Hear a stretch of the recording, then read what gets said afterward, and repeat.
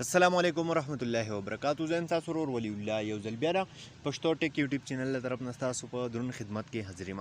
قدرمنو په نوې ویډیو کې به تاسو ته یو داسې ښایسته او خوندوره کیمره راوښیم چې په هغې تاسو کله هم تصویران واخلئ د هغې ریزلټ تاسو وګورئ نو تاسو ته به بالکل د آیفون په شانتې ریزلټ راکوي. هغې کې چې کوم فلټرز دي تاسو چې یو فلټر وګورئ بیا بل فلټر وګورئ مطلب ټولې فلټرز چې تاسو چک کوئ نو بالکل د آیفون په شانتې کیمره به وي ستاسو د موبایل د هغې ریزلټ چې دی هغه به تاسو له سیم ټو سیم د آیفون په شانتې ریزلټ راکوي. نو قدرمنو ویډیو تر اخره پورې وګورئ ویډیو سکپ کوئ مه خو دې نه وړاندې زه تاسو ته وډیکیشن عرض کوم که تر اوسه پورې تاسو زموږ پښتو ټیک یوټیوب چینل نه سبسکرایب کړئ دا سبسکرایب کړئ او خوا کې د غنټۍ نشان هم کلیک کړئ چې زموږ نوي ویډیوز تاسو ته په وخت باندې در رسي. نو قدرمنو دې لپاره به سمپل تاسو ته د اپلیکیشن ضرورت وي هم د دغه اپلیکیشن لینک چې دی هغه موږ تاسو ته په ډسکرپشن کې درکړی دی. تاسو به سمپل د اپلیکیشن خپل موبایل ته انسټال کړئ. ټیک ده چې کله هم دغه اپلیکیشن تاسو خپل موبایل ته انسټال کړئ د اپلیکیشن تاسو خپل په موبایل کې کولاو کړئ. دا وګورئ تاسو ته به یو داسې شان انټرفیس راشي.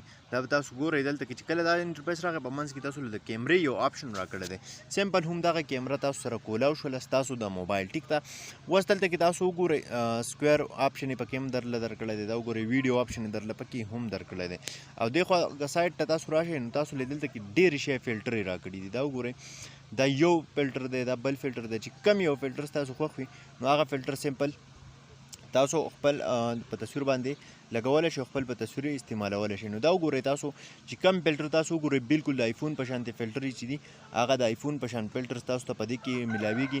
صحیح ده نو تاسو کولی شئ چې خپله د موبایل کیمره بالکل داسې استعمال کې راولئ لکه څنګه چې د آیفون کیمرې باندې تاسو ویډیوز جوړ کړئ یا پې تصویران واخلئ د هغې چې کوم ریزلټ دی نو هم د دغه ما چې تاسو ته کومه کیمره وښودله نو د دې بالکل سیم ټو سیم د آیفون په شانتې به تاسو له د تصویرانو ریزلټ راکوي. نو قدرمنو دا یو ډېر ښکلی اپلیکیشن دی که د چا د موبایل کیمره ښه نه وي نو دا لازمي خپل موبایل ته انسټال کړئ. نو قدرمنو دا نوې ویډیو امید لرم چې خوښه شوې به مې که خوښه شوې وي لایک یې کړئ چینل سبسکرایبول مه هېروئ ملګرو سره یې شیر کړئ. تر بلې ویډیو د خپل ځان ډېر زیات خیال ساتئ. د خدای په امان.